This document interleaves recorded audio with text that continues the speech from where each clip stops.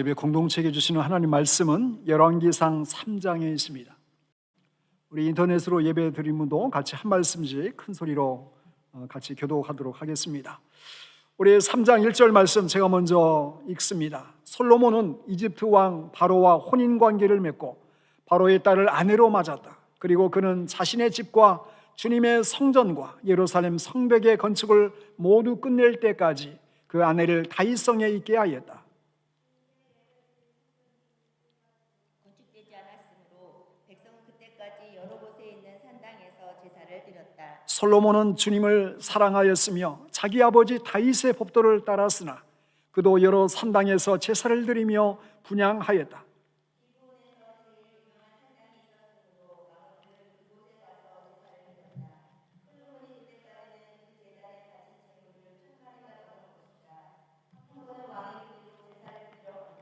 그날 밤에 기브온에서 주님께서 꿈에 솔로몬에게 나타나셨다. 하나님께서 말씀하시기를 내가 너에게 무엇을 주기를 바라느냐 나에게 구하여라 하셨다.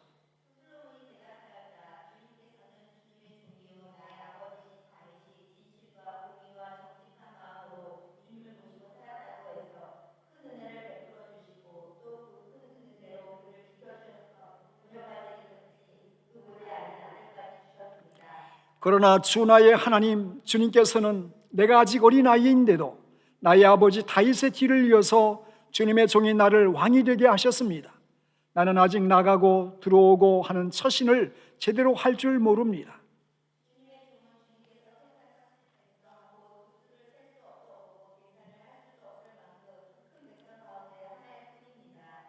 그러므로 주님의 종에게 지혜로운 마음을 주셔서 주님의 백성을 재판하고 선과 악을 분별할 수 있게 해 주시기를 바랍니다. 이렇게 많은 주님의 백성을 누가 재판할 수 있겠습니까?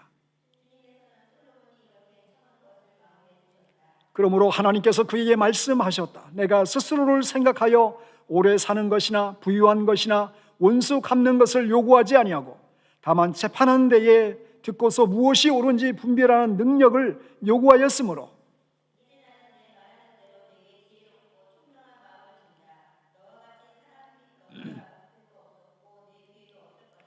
나는 또한 내가 달라고 하지 아니한 부귀와 영화도 모두 너에게 주겠다. 내 일생 동안 왕 가운데서 너와 견줄 만한 사람이 없을 것이다.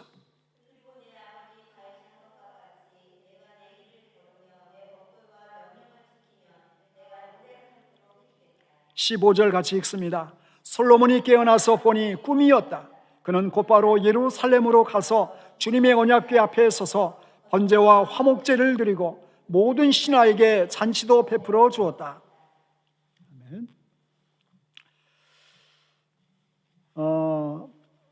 한국의 유명한 그 시인 중에 이혜인 수녀의 그 시가 많이 있는데 이혜인 수녀가 쓴 시 가운데 지혜를 찾는 기쁨이란 시 제목이 있습니다.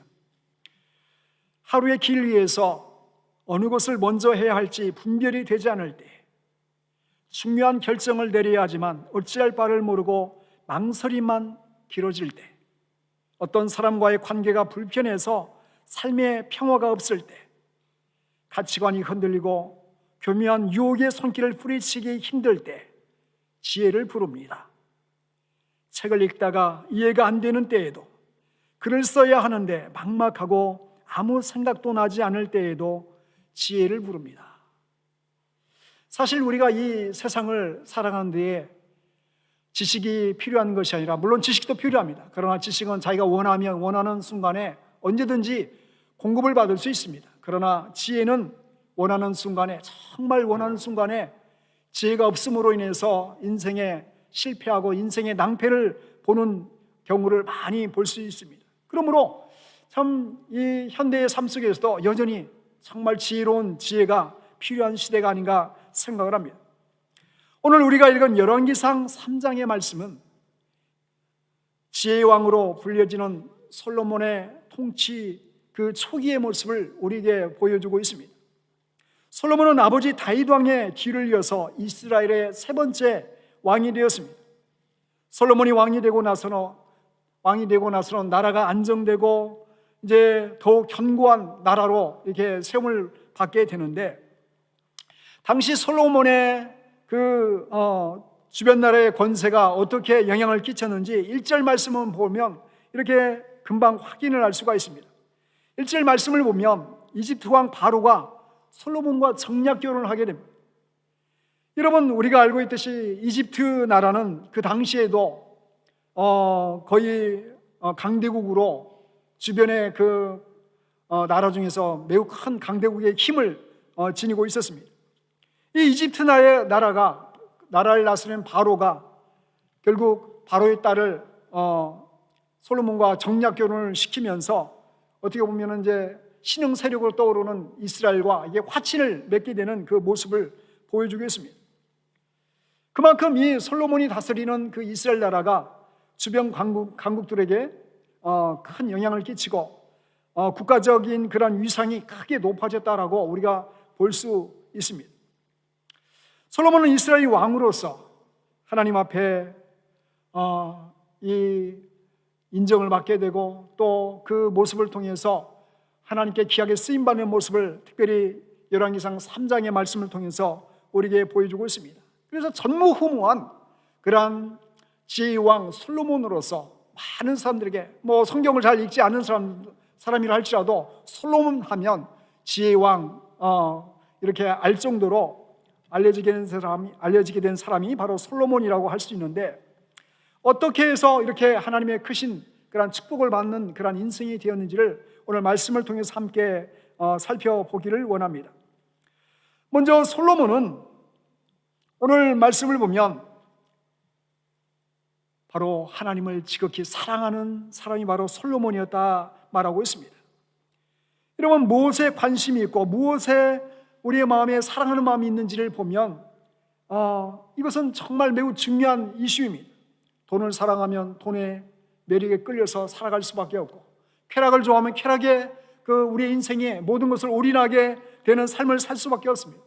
명예를 추구하는 삶이 되면 명예를 얻기 위해서 수단과 방법을 다 동원하면서 살아가는 것이 우리의 삶이다라고 말할 수 있습니다. 오늘 말씀은 솔로몬은 그 마음속에 하나님을 사랑하는 마음이 가득했다라고 말하고 있습니다. 사실 솔로몬이 왕이 된 것은 전적으로 하나님의 은혜였다라고 말할 수 있습니다. 만일 태어난 순서대로 왕자 가운데 왕이 되는 그런 법대로 했다면은 솔로몬은 결코 왕이 되지 못했을 것입니다. 여러분, 다윗의 그 왕자들이 몇 명이 살아남았다고 했죠? 15명의 왕자가 있었다고 그랬어요. 그 중에 이 솔로몬은 서열 10번째였어요. 10번째였고, 우리가 지지난주에 살펴봤듯이 아도니아 같은 경우는 그 중에 나이가 가장 많은 왕자였어요. 이 왕의 어떤 그 왕자들의 그 서열대로 따지면 영국도 보면 태어나자마자 왕이 서열 순위 해가지고 딱딱딱 매겨지잖아요. 이미 뱃속에 있는 아이도 딱 얘는 태어나면 서열 몇 순위다 이렇게 순위가 매어지게 되는데, 솔로몬은 10번째 왕자였기 때문에 결코 왕이 될 수 있는 자격이 되지 않았던 것입니다. 그럼에도 불구하고 하나님은 다윗의 15 그 왕자들 가운데서 솔로몬을 이스라엘의 세 번째 왕으로, 다윗의 길을 이은 왕으로서 세워가게 됩니다. 오늘 본문 3절에 보면 이렇게 말씀을 하고 있습니다. 오늘 3절 말씀 우리 같이 한번 읽어봅니다. 솔로몬은 주님을 사랑하였으며 자기 아버지 다윗의 법도를 따랐으나 그도 여러 산당에서 제사를 드리며 분향하였다. 특별히 솔로몬은 주님을 사랑하는 사람이었다라고 소개를 하고 있습니다. 주님을 사랑하는 사람이었다. 하나님을 사랑하는 마음이 이 솔로몬의 마음에, 다윗처럼 하나님을 사랑하는 마음이 가득한 사람이 바로 솔로몬이었다라는 것입니다. 여러분, 눈에 보이지 않는 사랑은 사실 엄청난 힘을 갖고 있습니다. 사랑하면 어떻게 됩니까? 사랑하면 마음이 움직이게 되고, 마음만 움직입니까? 손이 움직이고 발이 움직이고 온몸이 사랑의 힘에 움직이게 되어 있습니다. 오늘 본문에도 보니까 솔로몬이 하나님을 사랑하니 4절에 보니까 1000번제를 드리게 됐다. 1000번제. 우리 4절 말씀을 같이 한번 읽어보겠습니다. 4절 말씀. 기브온에 제일 유명한 산당이 있었으므로 왕은 늘 그곳에 가서 제사를 드렸다. 솔로몬이 그때까지 그 제단에 바친 번제물은 1000마리가 넘을 것이다. 한 번은 왕이 그리로 제사를 드리러 갔는데, 여러분, 솔로몬이 제사를 드린 장소가 기브온이다라고 말하고 있습니다. 기브온. 이 기브온은 예루살렘에서 북서쪽으로 약 한 7km, 8km 정도 떨어져 있는 그 약간 위쪽에 있는 곳이 바로 기브온이라는 곳입니다. 매일 솔로몬이 기브온에 가서 하나님께 제사를 드렸다라고 말하고 있습니다. 그래서 제사 드린 그 짐승의 숫자를 보니까 몇 마리라고 했습니까? 거의 1000마리 이렇게 되었다. 1000마리. 아마 이 1000마리 가운데는 소도 있었을 것이고 양도 있었을 것이고 아마 또 비둘기도 있었을 것이고, 하여간 그 숫자가 1000마리에 이를 정도로 많은 짐승을 하나님께 제물로 드리면서 하나님을 제사하는 솔로몬이었다. 성경학자들은 이 1000마리를 제사하려면 최소한 7일에서 8일 정도 계속된 그 제사를 드려야 가능한 그런 숫자라고 이렇게 말을 하고 있습니다. 여러분, 솔로몬이 왜 왕으로서 할 일이 없어서 그랬을까요? 결코 그렇지 않았을 것입니다. 어느 누구보다도 가장 바쁘고 가장 분주하고 해야 할 일들이 많은 그런 왕의 이시였지만, 사랑하는 마음이, 하나님을 향한 사랑하는 마음이 가득했기 때문에 하나님 앞에 나아가서 하나님을 예배하는 일에 가장 힘을 썼던 사람이 바로 솔로몬이었다라는 것을 보여주고 있는 것입니다. 솔로몬이 이처럼 하나님을 사랑하는 마음이 컸던 것은 어떻게 이렇게 가능했을까? 우리가 지금까지 살펴왔던 것들이 바로 아버지 다윗의 하나님을 사랑하는 마음을 그대로 닮았다라고 볼 수가 있습니다. 여러분, 다윗은 하나님을 사랑하는 일에 있어서는 어느 누구에게도 뒤처지지 않을 정도로 힘써서 하나님을 사랑한 사람이 바로 다윗이었습니다. 여러분, 시편 18편 1절에 보면 나의 힘이 되신 여호와여, 내가 주님을 사랑합니다. 나의 힘이 되신 여호와여, 내가 주님을 사랑합니다. 이렇게 고백을 하고 있습니다. 사랑하면 힘이 생깁니다. 다윗이 사실 하나님을 사랑하는 힘 때문에 자기보다도 그렇게 힘이 센 골리앗 앞에 나아가서 골리앗과 싸워서 골리앗을 무너뜨릴 수 있는 그 힘과 용기가 어디에서 나왔습니까? 바로 그것은 하나님을 사랑하는 그 뜨거운 마음이 있었기 때문에 그런 힘과 용기를 낼 수가 있었던 것입니다. 사랑하면 관심이 생기게 되고, 사랑하면 점점 더 사랑한 대상을 잘 알아가게 됩니다. 그러면서 사랑하는 대상과 점점점 가까워지게 됩니다. 여러분, 하나님을 사랑하는 그 마음을 하나님께서 보시고 솔로몬을 축복해 주신 것입니다. 여러분, 시편 127편 2절에 보면 이렇게 말씀하고 있어요. 진실로 주님께서는 사랑하시는 사람에게는 그가 잠을 자는 동안에도 복을 주신다. 어떤 사람을 복을 주신다고요? 하나님을 사랑한 사람, 사랑하시는 그 사람에게는 심지어는 그가 잠을 자고 있을 때에도 그를 축복해 주시고 그의 삶을 지켜주신다라고 말씀을 하고 있는 것입니다. 여러분, 그러므로 우리가 이 세상을 살아가면서 가장 큰 담대한 무기는 하나님을 사랑하는 열정이라고 말할 수 있습니다. 다윗이 그러했던 것처럼, 솔로몬이 그러했던 것처럼 우리의 인생도 우리의 힘의 근원, 우리의 삶의 그 버팀목이 되는 것은 하나님을 사랑하는 그 은혜가 우리의 삶의 자리 가운데 가득하기를 간절히 주님의 이름으로 축원을 드립니다. 뿐만 아니라 이 솔로몬은 오늘 말씀에 보니까 정말 겸손하고 낮아진 그런 사람이었습니다. 우리 7절 말씀을 같이 한번 읽어보도록 하겠습니다. 7절 말씀. 그러나 주 나의 하나님, 주님께서는 내가 아직 어린아이인데도 나의 아버지 다윗의 뒤를 이어서 주님의 종인 나를 왕이 되게 하셨습니다. 나는 아직 나가고 들어오고 하는 처신을 제대로 할 줄 모릅니다. 솔로몬은 스스로를 바라보면서 나는 아직 어린아이 같습니다. 리틀 차일드라고 고백을 하고 있습니다. 비록 왕이지만 어떻게 처신해야 할지 잘 모른다고 고백을 하고 있습니다. 여러분, 보통 이 솔로몬의 나이를 대략 지금 한 20대 초반으로 성경학자는 이렇게 보고 있습니다. 20대 전후로 이렇게 보고 있는데 결국 적은 나이가 아니에요. 고대 시대에 20대 전후면 이미 성인의 반열에 들어선 사람이다라고 볼 수가 있습니다. 지금 왕으로서 모든 한 나라를 통치할 만한 그 자격이 되었기 때문에 다윗은 솔로몬에게, 그 앞에 그 많은 여러 명의 그 형들이 있었지만은 그 형들을 제껴두고 솔로몬을 왕으로 세운 것은 그만한 왕의 제목감이 되었기 때문에 다윗은 솔로몬을 왕으로 임명한 것이었습니다. 그러나 솔로몬은 자기 자신을 살펴보니까 나는 아직도 왕으로서 한 나라를 통치하고 다스릴 만한 여러 가지 부족하고 아직도 알지 못한 것이 많이 있는 어린아이 같은 사람입니다. 이렇게 스스로를 낮춰서 겸손한 모습으로 하나님께 고백하고 있는 다윗의 모습을 보여주고 있습니다. 여러분, 솔로몬의 형제였던 압살롬도 아도니아도 이들은 스스로를 높이면서 스스로 왕이 되기를 이렇게 하면서 쿠데타를 일으켰던 사람들이었어요. 스스로 교만한 사람을 하나님은 결코 사용하지 않았던 것입니다. 하나님은 겸손한 자를 사용하기 원하시고 마치 낮은 곳에 물이 고이듯이 겸손한 곳에 하나님의 축복이 흘러가는 것입니다. 교만한 인생은 결코 하나님께 머리를 조아리지 않습니다. 내가 힘이 있고 내가 건강이 있고 내가 계획하고 노력하면 난 뭐든지 할 수 있다는 그런 생각이 있으면 결코 하나님의 도우심을 구하지 않습니다. 하나님을 찾지 않습니다. 하나님은 뭔가가 부족해도 그 부족함을 알고 겸손하게 하나님의 도우심을 구하며 나가는 인생을 하나님께서는 축복하시기 원하시는 것입니다. 이 세상에 가장 복음을 전하기 힘든 민족 중에 하나가 바로 유대인입니다.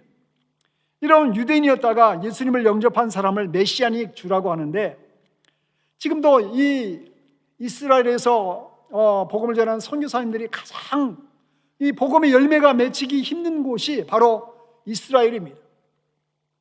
특별히 유대인들의 마음속에는 어떤 마음이 있습니까?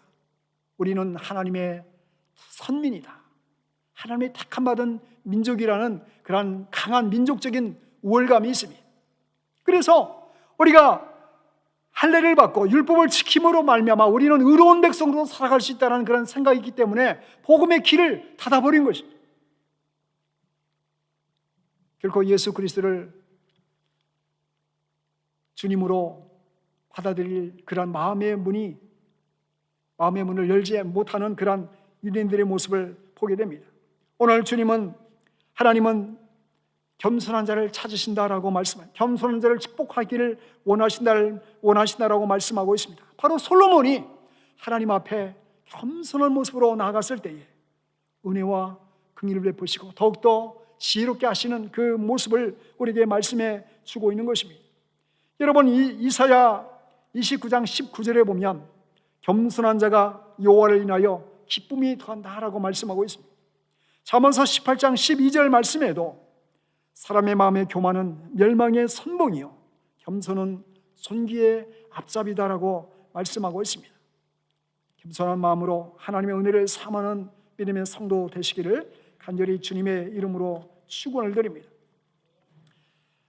우리가 한 가지 더 생각해 볼 것은, 솔로몬은 왕으로서 한 나라를 다스림에 있어서 하나님, 저에게는 정말 지혜가 필요합니다 라고 하나님의 지혜를 구하고 있습니다. 하나님을 사랑하는 솔로몬의 그 제사를 받으신 하나님은 솔로몬에게 나타나셔서 말씀하십니다. 5절 말씀에 보면 하나님께서 솔로몬에게 나타나셔서 말씀을 하고 있는데, 우리 한번 5절 말씀을 같이 한번 읽어보십니다. 그날 밤에 기브온에게 주님께서 꿈에 솔로몬에게 나타나셨다. 하나님께서 말씀하시기를 내가 너에게 무엇을 주기를 바라느냐, 나에게 구하여라 하셨다. 내가 너에게 무엇을 주기를 바라느냐. 만일 여러분이라면 이 말씀 가운데 이 말씀을 듣게 된다면 무엇을 구하였을까요? 한번 여러분 스스로에게 한번 질문을 던져보십시오. 원하는 것은 무엇이든지 구하라고 했으니까 100억 나왔습니다. 요참에 한번 로또를 받게 해주십시오. 로또. 또 뭐 여러 가지, 또 건강이 안 좋은 사람은 하나님, 저는 건강이 약한데 건강이 회복될 수 있도록 건강한 그런 육신을 갖게 도와주십시오. 그렇게 말할 수도 있을 것이죠. 아마 통치자라면, 한 나라를 다스리는 통치자라면 튼튼한 국방력을 주십시오. 어느 나라도 감히 엿볼 수 없는 강한 나라가 되게 해주십시오. 그렇게 말할 수도 있을 것이고, 경제에 관심 많은 그런 통치자라면 우리나라는 정말 부강한 나라, 정말 잘 사는 나라가 될 수 있도록 그런 축복을 주십시오. 그렇게 말할 수도 있을 것입니다. 아니면은 어느 누구도 엿볼 수 없는 카리스마 같은 그런 통치자가 될 수 있도록 그러한 능력을 주십시오. 그렇게 요구할 수도 있겠죠. 오늘 말씀해 보니까 솔로몬은 무엇을 구하고 있습니까? 우리 9절 말씀에 보면 솔로몬이 하나님께 구하는 구하는 내용이 나오고 있는데, 우리 9절 말씀을 한번 같이 읽어보십니다. 그러므로 주님의 종에게 지혜로운 마음을 주셔서 주님의 백성을 재판하고 선과 악을 분별할 수 있게 해주시기를 바랍니다. 이렇게 많은 주님의 백성을 누가 재판할 수 있겠습니까? 솔로몬은 수많은 백성들을 돌보고 재판하고 또 그들이 필요한 것이 무엇인지를 알아야 하는데, 나는 왕이지만은 아직도 많은 경험이 없습니다. 나에게 지혜를 주셔서 백성들의 그 속사정을 잘 살피고 지혜롭게 판단하고 결정할 수 있는 그러한 하늘의 지혜를 허락해 주십시오. 이렇게 하나님께 답하고 있습니다. 하나님은 이 솔로몬의 답변을 듣고 하나님께서는 그 자신의 장수를, 자신의 그 원수가 없는 것을 구하지 아니하고 하나님의 그 지혜를 구하는 것을 보고 하나님께서는 기뻐하셨다라고 말씀하셨습니다. 그래서 10절 말씀을 보니까 주님께서는 솔로몬이 이렇게 청한 것이 마음에 드셨다, 이렇게 말씀합니다. 마음에 들었다. 그래서 하나님은 솔로몬이 구하지 않은 수많은 보너스를 너에게 주시겠다 하면서 그 말씀이 13절, 14절에 기록되어 있는데, 제가 한번 읽어보겠습니다. 13절 말씀. 나는 또한 내가 달라고 하지 아니한 부귀와 영화도 모두 너에게 주겠다. 내 일생 동안 왕 가운데서 너와 견줄 만한 사람이 없을 것이다. 그리고 내 아버지 다윗이 한 것과 같이 내가 나의 길을 걸으며 내 법도와 명령을 지키면 내가 오래 살도록 해주겠다. 여러분, 사심없이 백성을 살필 수 있는 지혜를 구한 솔로몬에게 하나님은 솔로몬이 구하지 않은 여러 가지 보너스를 그에게 주실 것을 말씀합니다. 너는 왕이지만 전무후무한 지혜의 왕이 되게 해주겠다. 뿐만 아니라 내가 구하지 않았지만 너에게 부귀도 줄 것이고, 내가 구하지 않았지만 영화를 누리는 그런 찬란한 왕이 되게 해주겠다. 이렇게 하나님은 솔로몬을 멋지게 축복하시는 모습을 보여주고 있습니다. 참 멋진 하나님이신 것 같습니다. 여러분, 이 솔로몬은 오늘 이 고백을 통해서 하나님의 멋진 칭찬을 받는 모습을 보여주고 있습니다. 이 성경에 많은 인물이 등장하고 있지만 오늘 본문에 나오는 이 솔로몬과 같은 칭찬을 받은 사람이 그렇게 많지가 않아요. 그 중에 한 사람을 꼽으라면 바로 솔로몬의 아버지 다윗을 꼽을 수가 있는데, 사도행전 13장 22절에 보면 다윗을 향해서 이렇게 말하고, 다윗을 왕으로 세우시고 증언하여 이르시되 내가 이새의 아들 다윗을 만나니 내 마음에 맞는 사람이라 내 뜻을 다 이루리라 하시더니, 이 솔로몬의 아버지 다윗을 향해서도 바로 내 마음에 합한 사람이다, 내 마음에 속 들은 사람이다. 그런데 오늘 그 아들 솔로몬도 하나님께 그 기도의 제목을 말하면서 나는 지혜를 원합니다, 지혜를 주십시오. 그 고백을 하나님께서 기뻐하시면서 마음껏 솔로몬을 축복하시는 하나님의 모습을 우리에게 말씀해 주고 있습니다. 다윗도 솔로몬도 하나님 앞에 내가 어찌하면 하나님의 기뻐하시는 삶을 살아갈 수 있겠습니까? 이런 삶의 모토가 이 삶의 신앙의 고백 가운데 있었던 것입니다. 여러분, 우리의 삶의 자리도 내가 돈을 많이 벌어서 사람들의 모든 시선을 받고 사람들을 부러워하는 인생을 살아가는 그 삶이 돼야지. 욕심을 부리는 그 삶은 결코 하나님이 기뻐하지 않으십니다. 내 삶의 모습을 통해서 하나님이 기뻐하시는 그 삶의 바탕 위에 내 삶의 그 여러 가지 하나님이 주시는 그런 달란트와 은사들을 통해서 많은 사람들에게 그 축복의 통로가 되어가는 그런 삶을 살기를 원합니다. 여러 가지 의사가 되고 교사가 되고 나에게 맡겨진 그 일들을 하면서 내 삶의 그 모습들을 통해서 많은 사람들이 기쁨이 되고 소망이 되고 위로가 되고 격려가 되는 그런 하나님의 쓰임받는 그 인생을 하나님 더욱더 값지게 사용하신다는 것을 이 솔로몬의 모습을 통해서 보게 되는 것입니다. 우리는 오늘 말씀을 통해서 어떤 교훈을 얻을 수가 있겠습니까? 가장 우선적으로는 바로 그 지혜의 중요성이라는 것입니다. 여러분, 정말 우리 인생을 살아가면서 지혜가 필요합니다. 우리가 선택하고 우리가 결정하고 우리가 판단하는 그 상황 속에 한번 잘못 선택하고 잘못 판단함으로 인해서 어려움이 겹쳐지게 되고 수렁 속에 빠지게 되고 심지어는 실패자의 삶에 허우적거릴 가능성이 많이 있기 때문에 사소한 결정에서부터 그리고 중요한 결정에 이르기까지 하나님의 지혜와 하나님의 그 인도하심이 필요한 것입니다. 여러분, 우리가 세상에 많은 사람들이 우리 주변에 있고 세상에 지혜자가 있어도 정말 우리 인생을 허심탄회하게 조언을 받고 가이드를 받을 사람이 그렇게 많지가 않습니다. 하나님은 그래서 내가 정녕 지혜가 부족하거든 지혜를 구하라라고 말씀하고 있어요. 지혜를 구하라. 야고보서 1장 5절에 너희 중에 누구든지 지혜가 부족하거든 모든 사람에게 후히 주시고 꾸짖지 아니하시는 하나님께 구하라. 하나님 구하는 자에게, 지혜를 사모하는 자에게 지혜를 주시겠다고 약속을 하고 있어요. 그 약속을 믿고 하나님의 지혜를 구하면서 중요한 결정을 할 때마다